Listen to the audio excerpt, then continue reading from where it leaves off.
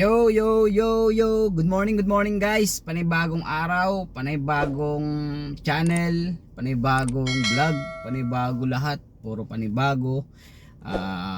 Today's vlog is pasyalin muna natin yung gilid ng MOA ulit. Kasi napasyal na naman tayo dito. I-update na rin natin yung kaganapan dito sa gilid ng sa seaside, yung itinatambak na lupa. Napansin ko kanina parang ang laki na nung sakop ng mga itinatambak nila. Pasyalan din natin, tingnan natin, videoan din natin kung gaano nakalaki, kung hanggang saan ang nasasakop nung tinatambak na lupa dito sa may gilid ng seaside. Yan, sa gilid ng MOA. Tayo guys, nandito tayo sa parking at maya ay bababa tayo. Yan. Yun guys, nandito lang tayo sa may Microtel. Yan, ang tapat niyan ay Conrad.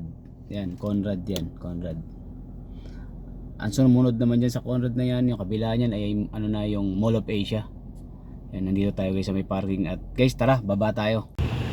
Yun guys, sakto, dumadaan yung tugboat. Kaya punta niyan. Yan na, lumampas na.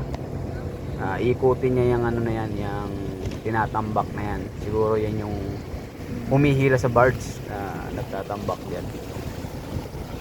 Guys, so akala mo lang malayo yan, pero dikit na sa pampang ng yan guys, sa pampang nitong gilid ng seaside. Sa parte naman dito, yan, ang kalat.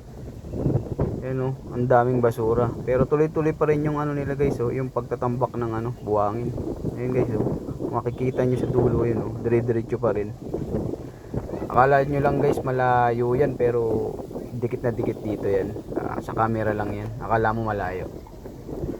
Ayun guys, hanggang dun sa dulo na yun, nagtatambak pa rin. Pero ang laki na nang nasasakop nila. Balang araw wala nang tubig dyan, puro lupa na yan. Tatayuan na naman ng mga building yan. Palalaparin na siguro itong Mall of Asia. Ayan. Pero sa pagkakataong ito, ang tambak ng ang tambak ng basura. Ayun, naiipon dito. Pero balang araw mawawala na ng tambak ng basura yan, dahil puro lupa na yan. Sisimentoin na naman yan, building, condo. Ayan. Yan ang mangyayari dyan balang araw. Yung guys, ikutin na naman natin tong yung gilid dito. Yan. Kunti lang yung tao ngayon dito kasi patanghali na. Patuloy pa rin yung pagtatambak nila. Mamayang hapon dito puno na ng tao to. Ayan.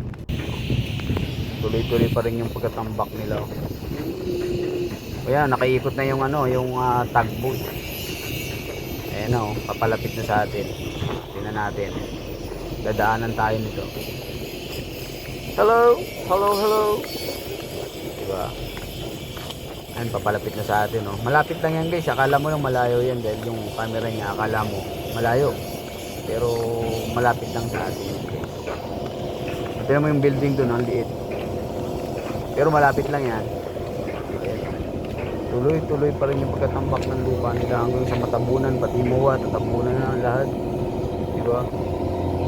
Tatayo na ng tatayo na ng mga kondo, yan, mga building na malalaki, dito tatayo yan.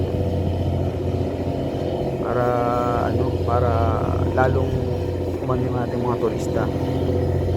Maingganyo, kumbaga, dito sa Pilipinas. Pagagandahin nila itong yung Manila Bay. Tatanggalin na yung maduling dagat, papalitan na ng puro building. Yun guys, dumaan yung tugboat. Ayan, paikot-ikot lang siya. Siya yung humihila ng mga birds na nagtatambak ng lupa diyan. Guys, tingnan nyo, walang katao-tao, halos wala talagang tao. O di ba? Kasi